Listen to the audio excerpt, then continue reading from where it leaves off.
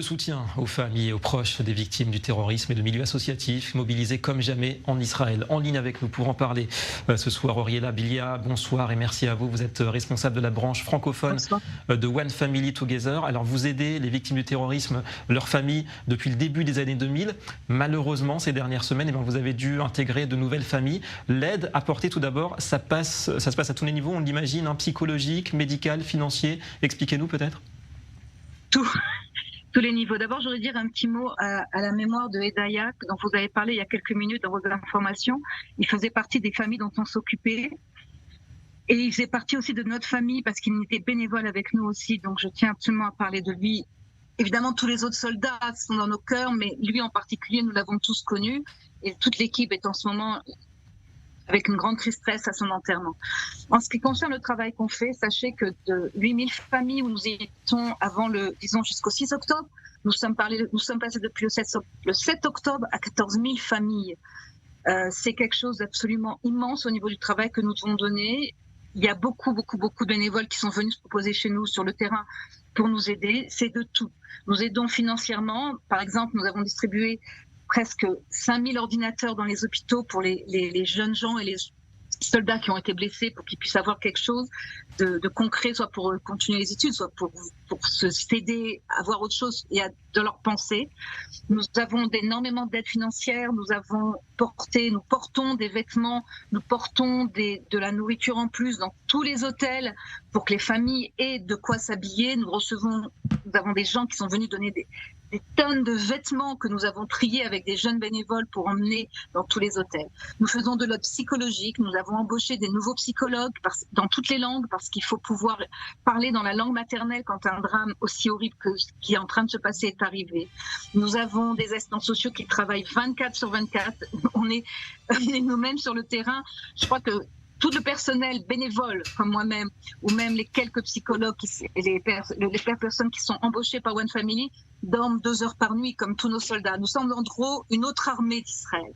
Nous aidons aussi médicalement, nous sommes dans tous les hôpitaux, nous sommes dans les familles qui sont, on va dire, avec des blessés légers, mais ils ont besoin de soins aussi. Et surtout, on ne peut pas non plus oublier les anciennes familles qui, avec tout ce qui se passe, sont toutes replongées dans un traumatisme épouvantable. Ils leur ont fait tout remonter, tous les traumas qu'ils ont vécus depuis 20 ans, 25 ans, 2 ans, 6 mois. Et c'est un énorme travail supplémentaire parce qu'il faut faire face aussi à leurs demandes à eux. Nous aidons évidemment, nous sommes sur le terrain, par exemple moi-même en tant que responsable de la branche francophone, je suis en relation avec l'ambassade de France, avec tous les consulats de France en Israël.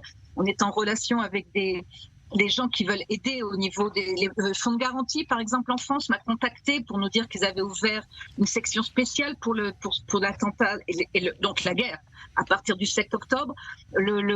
Beaucoup de sont en relation sur tous ces fonds-là et on essaie vraiment d'aider au maximum.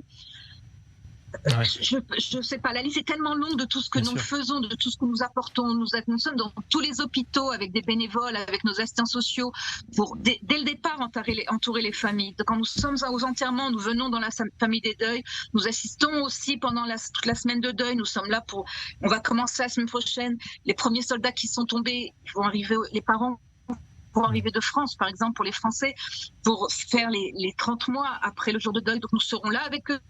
Ouais. Donc vous êtes effectivement sur tous les fronts. Alors les moyens d'aider, de vous aider, vous avez besoin de fonds, vous avez besoin de bénévoles en ce moment surtout? Mais bien sûr, tout le bénévolat est bienvenu parce que le pays est petit mais immense au niveau des besoins actuellement. Et au niveau financier, c'est évident que nous avons besoin d'argent. Je vais vous donner une image. Depuis le début de la guerre, nous avons dépensé pratiquement 1 million de dollars, rien qu'en aide pour toutes les familles qui ont été touchées, qui sont comme vous avez dit, dans les hôtels déplacés, qui ont besoin beaucoup d'aide, qui n'ont plus rien. Nous faisons tout notre possible pour aider et nous voulons gâter aussi ces familles. Nous organisons plein de choses et les psychologues doivent être aussi sur le terrain. Ce sont des longs traitements, et on a besoin effectivement aussi d'argent. C'est clair, on a besoin de bénévoles. Celui qui vient est toujours le bienvenu et merci à ceux qui viennent et merci à ceux qui donnent. Mais sachez que rien n'est à nous. Tout est pour ceux qui ont souffert, tout est pour ceux qui en sont détruits. qui ont eu leur maison détruite, qui ont eu leur vie détruite. Et malheureusement, ça continue. Et je crois qu'on en a pour très longtemps. Notre association ne s'arrêtera pas à la fin de la guerre, et Dieu fasse que ça soit le plus vite possible. Notre association est là, sera là, même dans 20 ans. Nous sommes là depuis 2021 et nous sommes toujours là pour les familles qui ont été touchées dans les attentats de l'intifada. Donc oui, nous sommes là et nous serons là. Et une famille, ça ne se lâche pas. Voilà, One Family Together, bravo pour votre action. En tout cas, merci beaucoup à vous, Auriella Blia, d'avoir accepté de répondre à nos questions.